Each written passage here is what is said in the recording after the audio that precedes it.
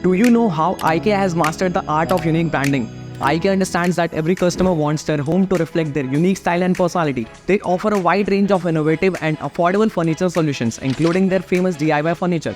This allows customers to personalize their pieces, making them a perfect fit for their individual tastes and needs. But IKEA goes beyond just furniture. They have created an immersive in-store experience where customers can explore room setups and get inspired. By showcasing how their furniture can be assembled and arranged, IKEA empowers customers to unleash their creativity and bring their vision to life.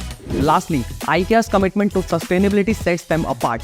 They prioritize using renewable and recycled materials, reducing their environmental impact. Their DIY furniture also promotes sustainability as customers can easily disassemble and reassemble the pieces, extending their lifespan. Now, how can you implement these techniques in your business? Number 1.